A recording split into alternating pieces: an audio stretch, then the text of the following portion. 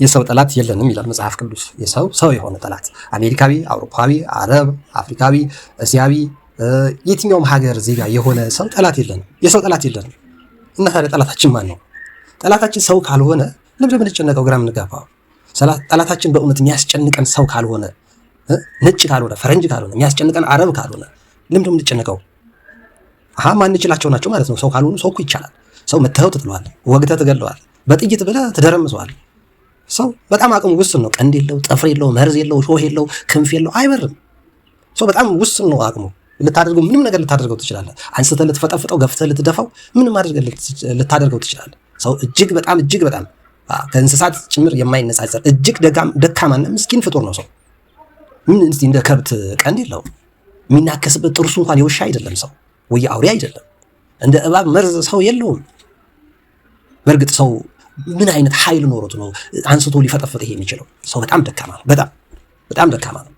ስለዚህ መጽሐፍ ቅዱስ በኤፌሶን መልእክት ምዕራፍ 6 ሐዋርያው ቅዱስ ጳውሎስ ለኤፌሶን ሰዎች በጻፈው መልእክቱ ምዕራፍ 6 ቁጥር 12 ጀምሮ ምን ይላል? መጋደላችሁ ከስጋና ከደም ጋር አይደለም። ከሰው ጋር አይደለም ጸባችሁ። ከሰው ጋር አይደለም። ከኦሮሞ፣ ከአማራ፣ ከትግሬ፣ ከጉራጌ፣ ከስልጤ፣ ከአፋር፣ ከሀዲያ፣ ከወላይታ፣ ከከምባታ፣ ከጋምቤላ፣ ከጅቡቲ፣ ከሶማሌ፣ ከሱዳን፣ ከግብፅ ወይ ከአውሮፓ ጋር አይደለም ጸባችን። እና ጸባችን ታዲያ ከማን ነው?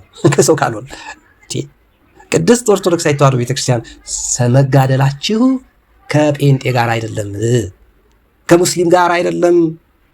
ጸባችሁ ከሰው ጋር አይደለም። ከጆቫ ኦንሊጂሰስ አድቬንቲስት ምን የሚባሉ እምነቶች ከነሱ ከካቶሊክ ከሙስሊም ጋር አይደለም ጸባችን። ከተሐድሶ ከመናፍቅ ከጠንቋይ ጋር አይደለም ጸባችን። እና ታዲያ ጸባችን ከማን? እንግዲህ የሐዋርያ ቅዱስ ጳውሎስ እንዳለው የጌታውን የአምላኩን ለምን ታሳድደኛለህ ያለው እንዴ? ጌታ ይሳደዳል እንዴ? ጌታ ለምን ታሳድደኛለህ እንዴት ይላል?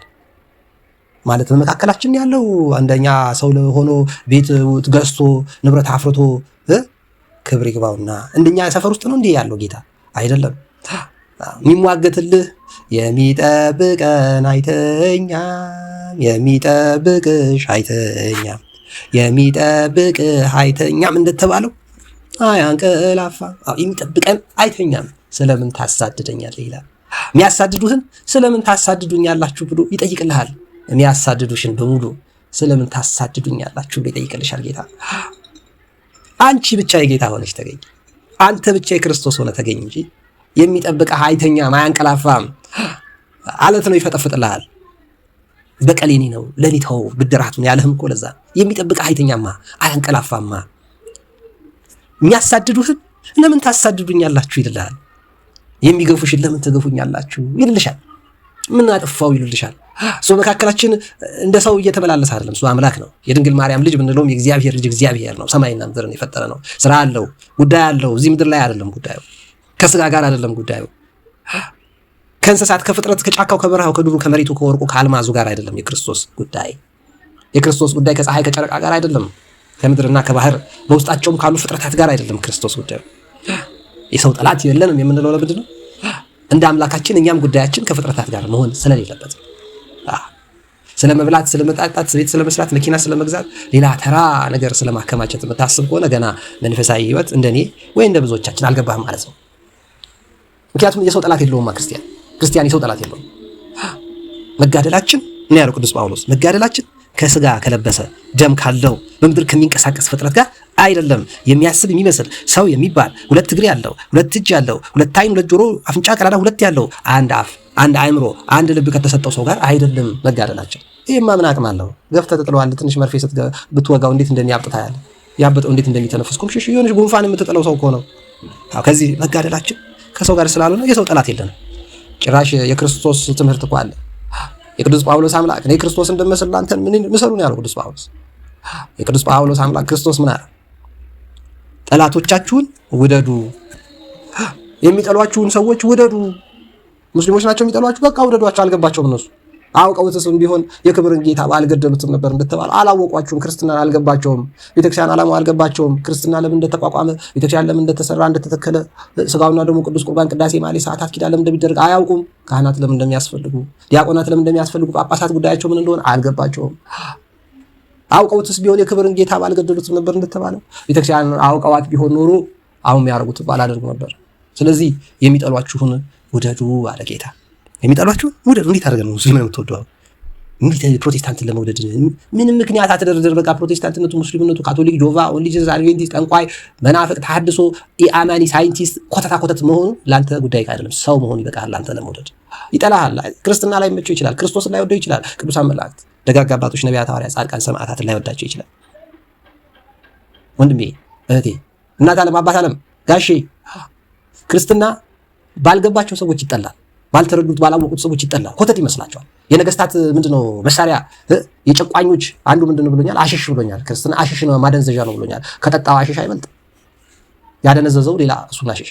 ስንቱ የደነቆረበት የከረፋበት የበሰበሰበት ስንት አሽሽ አለ።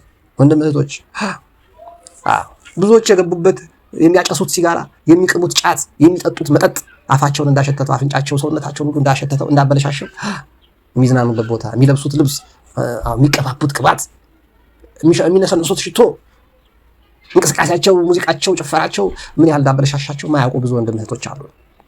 አውቀውትስ ቢሆን እነዚህ የክብር ጌታ ሰው አምላክ እንደፈጠራቸው እግዚአብሔር እንደፈጠራቸው ያለ ምክንያት እንዳልተፈጠሩ አውቀውስ ቢሆን ቤተክርስቲያንን ክርስቲያኖችን ባልጠሉ ነበር። ስለዚህ ስለማያውቁ ማንንም ውደድ፣ ምንም ምክንያት አትደርደር። የትኛውንም ሃይማኖት ተከታይ ሰው ስለሆነ ብቻ ሲራብ አብላው፣ ሲጠማ አጠጣው፣ ሲቸግር እርዳው። አዎ ገንዘብ አጥቶ ከሆነ ስጠው። የሚጠለልበት መሸሸጊያ፣ የሚለብሰው ልብስ ካጣ አግዘው።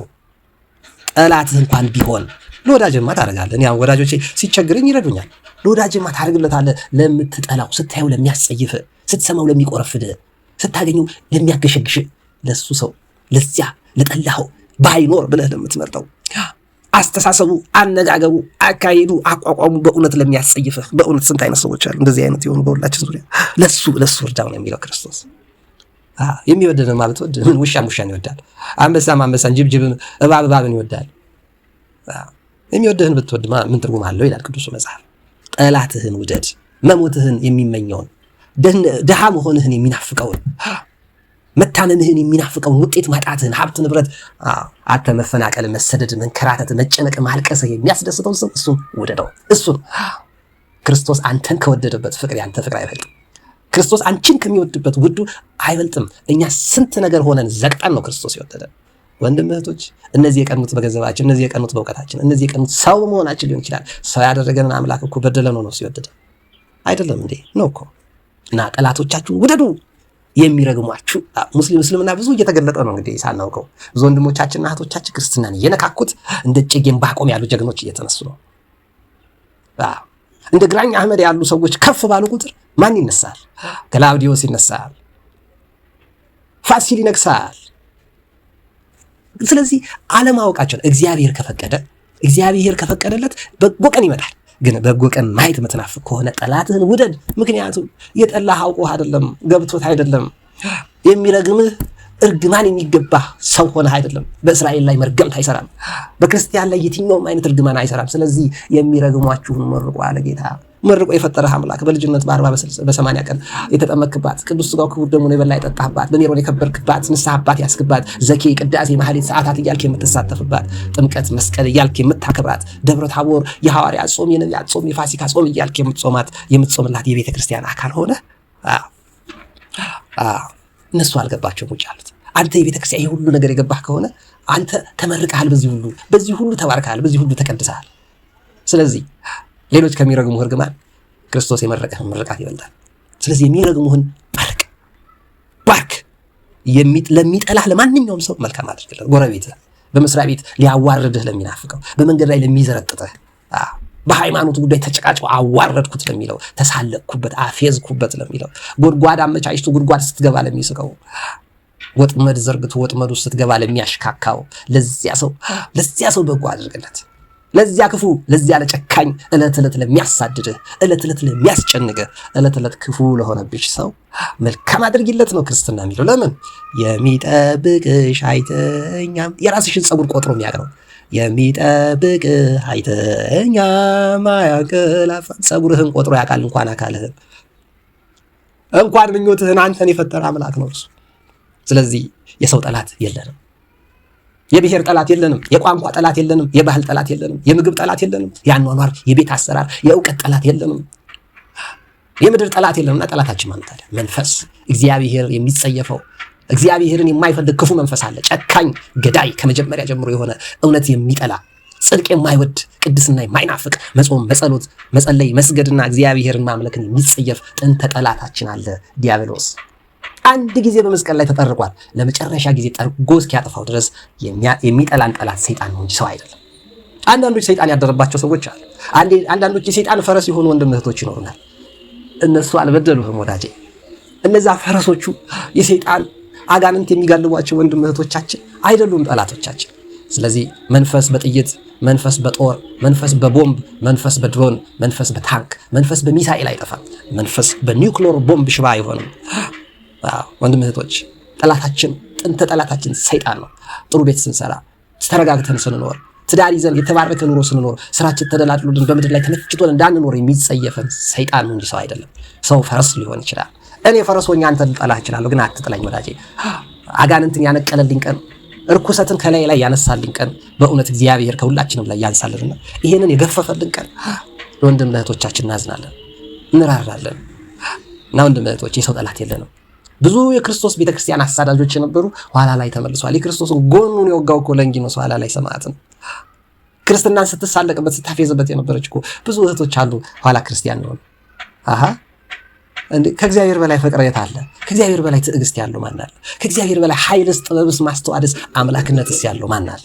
ማንም የለም። ወንድም እህቶች እንደ እግዚአብሔር ያለ ማንም የለም። እንደ እግዚአብሔር ያለ ማንም የለም። በእውነት እንደ እግዚአብሔር ያለ ማንም የለም። ስለዚህ አውቀውት ቢሆን እግዚአብሔርን አይጠሏችሁም። ክፉ አድርገዋችሁ ከጠላችሁ ግን ክፋታችሁን ነው መተው። በጎ እያደረጋችሁ የሚጠሏችሁ ሰዎች ካሉ ሰዎቹ ጠላቶቻችሁ አይደሉም፣ ያደረባቸው ክፉ መንፈስ ነው ጠላታችሁ። ስለዚህ ጸልዩላቸው፣ ባርኳቸው፣ እርዷቸው፣ አግዟቸው እንይተባል ነው። ይሄን ለማለት ነው ወንድም እህቶች። የሰው ጠላት የለንም። የብሔር ጠላት የለንም። የፈረንጅ፣ የቻይና፣ የአረብ ጠላት የለንም። እኛ የሰው ጠላት የለንም። የኢትዮጵያ ኦርቶዶክሳዊት ቅድስት ቤተክርስቲያን የብሔርም ሆነ የዘር፣ የጥቁርም ሆነ የነጭ፣ የቀይም ሆነ የምን ጠላት የላትም። የሰው ጠላት የላትም። የጠማማው የአጋንንት የዲያብሎስ ጠላት ግን አላት። ግልጽ ነው። እነሱ የሚጋልባቸው ሰይጣን የሚጋልባቸው አጋንንት የሰፈሩባቸው ሰዎች ካሉ እነሱን አትጥሉ፣ ጸልዩላቸው፣ ባርኳቸውን የተባለው በማቴዎስ ወንጌል ምዕራፍ 5 ቁጥር 44 ላይ። የሰው ጠላት የለንም። ጠላታችን ሰይጣን ነው። ቅዱሳን ከሆንን ሰይጣንን የምንዋጋበት መሳሪያ ደግሞ ታንክ፣ ድሮን፣ መትረየስ፣ ሚሳኤል፣ መሳሪያ፣ ሽጉጥ፣ ሰይፍ አይደል። ታጠቁ፣ የእግዚአብሔርን ቃል፣ ጸሎታችሁን ጸልዩ፣ ዳይታችሁን አንሱ፣ ቤተክርስቲያን ተመላለሱ፣ ዘና በሉ፣ ብሉ፣ ጠጡ፣ ስፖርት ስሩ፣ ተንቀሳቀሱ። ምድሪቷ ለእናንተ የተፈጠረችው ለሰይጣን አይደለም፣ ለአጋንንት አይደለም። ምድር ያንተ ነች፣ ምድር ያንቺ ነች። ስለዚህ የሚጠላህ ምድር ላይ ተደስተ እንዳትኖር የሚፈልገው እርኩስ መንፈስ ነው። ከዚህ ደግሞ ሽሽ፣ ከክፉ ሽሽ፣ ሰላምን እሻ፣ እግዚአብሔር ሰላሙን ይሰጣል። ስለዚህ ሰው ይጠላኛል ብለህ ሰው አትጥላ። የሚጠላ ሰው ቢኖር እንኳን አለማስተዋሉ፣ ድንቁርናው፣ ክፋቱ ነው። ደንቆሮ ያልሆነ የትኛውም ሃይማኖት ደግሞ የለም። ብዙ ሃይማኖቶች ውስጥ ደንቆሮ አለ። ኦርቶዶክስ ቤተክርስቲያን ውስጥ ብዙ ደንቆሮ አለ። ፕሮቴስታንት ውስጥ ብዙ ደንቆሮ አለ። ካቶሊክ ውስጥ ብዙ ደንቆሮ አለ። እስልምና ውስጥ ብዙ ደንቆሮ አለ። ጆሆ ውስጥ ብዙ ደንቆሮ አለ። የትኛውም ሃይማኖት ውስጥ ብዙ ደንቆሮ አለ። ማስተዋል የጎደለው የሰውን ድካም፣ የሰውን አለማወቅ፣ የሰውን ድንቁርና ታገስ፣ ቻል፣ አስተምረው፣ ምከረው፣ አግዘው። በድካሙ ላይ አታላግጥበት። ለደከመ አታላግጥበት። እግዚአብሔር አለው፣ ያነሰዋል፣ ይረዳዋል ለማለት ነው። የሰው ጠላት የለንም እርኩሰት እንጂ። ስለዚህ ጠላታችን ሰይጣን ከሆነ ደግሞ መንፈሳዊ ውጊያ ነው የሚያስፈልገው። እሱ ደግሞ ጾም፣ ጸሎት፣ ስግደት ነው። ጉልበትህን አታሟሽ፣ እውቀትህን እውቀት አትጣ፣ ቅንጭር አትበል። ማስተዋልና ጥበብ ይኑርህ። ጸሎት ልመድ፣ በጎ ነገር ተለማመድ፣ ከክፉ ሽሽ። የሰው ጠላት እንዳለ አድርገህ መጽሐፍ አታንብብ። ቲክቶክ፣ ዩቲዩብ ምናምን ለወሬ አትፈልግ። ሰው ለመጥላት ምንም አያስፈልግህ፣ ዝም ለመጥላት ትችላለህ። ስለዚህ የሰው ጠላት የለህም። አንተ የምር ሰው ከሆንክ፣ አንተ የምር ክርስቲያን ከሆንክ፣ አንተ የምር የእግዚአብሔር ሰው ከሆንክ የሰው ጠላት የለህም። ጠላት እግዚአብሔር የሚጸየፈውና አንድ ጊዜ ጠርጎ የሚያስወግደው መስቀል ላይ የጠረቀው ዲያብሎስ ነው። እሱ ደግሞ በጎ ነገር አይመቸውም። በጎ ነገር አድርግ። ስለዚህ ራራ ለሰው ለጎደላቸው ሙላ፣ መልካም ነገር አድርግ የተባልነው ለዛ ነው ለማለት ነው። በሰማነው ቃል አምላካችን እግዚአብሔር ይባርከን። ሰው ጠላት እንደሌለን አውቀን መንፈሳዊያን ሆነን ክፉን መንፈስ ለመጋደል እንድንችል ጾም ጸሎት እንድንለምድ እግዚአብሔር አምላካችን ይርዳል። የሁላችንን ፍጻሜ ያሳምርልን። በጸሎታችሁ አስቡኝ። ኃይለ ጊዮርጊስ ደበበ ነኝ። ሰኔ 4 2018 ዓ.ም እኩለ ቀን ላይ ቀትር ከአዲስ አበባ ላይ ላኩላችሁ። ጾሙን ተጠቅመንበት የሐዋርያትን በረከት የጻድቃን የሰማዕታትን ጸጋ አግኝተን ተላብሰን ከክፉ መንፈስ ርቀን ሰውን ሁሉ ወደን እንደ አምላካችን እንደ እግዚአብሔር በዚች ምድር ላይ በደስታ ለመኖር እግዚአብሔር አምላክን ለማምለክና ፍጹም እሺ ብለናል። እሺ ብትሉ የምድርን በረከት ትበላላችሁ ያለንን አምላክ በረከት ለመቋደስ ሰውን ላለመጥላትና ላለመጸየፍ ከአጋንንት ለመራቅ እርኩሰትን ብቻ ለመጸየፍ ሰውን ግን ለመባረክ ለመመረቅ በጎደላቸው ለመምላት የሰው ሾክ የሰው ጠላት ላለመሆን ላለመፍጠር ልንተጋ ይገባናል ማለት ነው። እንደሰማን አምላካችን እግዚአብሔር ይባርከን። ጀምሮ ከማቋረጥ ተቀድሶ ከመርከስ ቀርቦ ከመራቅ አግኝቶ ከመመጻደቅ አቶ ተስፋ ከመቁረጥ ሁላችንን የሚሰውረን አምላካችን እግዚአብሔር ሁላችን መጨረሻ ያሳምርልን። ውእቱ የሚል የዩቲዩብ ገጽ ከፍቻለሁ። መንፈሳዊ ትምህርቶች እንደ እግዚአብሔር ፈቃድ ከቤተክርስቲያን ያገኘሁትን እንደ ያሉ ትምህርቶችን አካፍላለሁ። ይጠቅማል ብላችሁ የምታስቡ ከሆነ ሀሳብ አስተያየት ስጡ፣ ሰብስክራይብ አድርጉ፣ ማገዝ በምትችሉት ሁሉ አግዙ። በተረፈ እግዚአብሔር አምላክ የሁላችን መጨረሻ ያሳፍርልን፣ ይመዳል።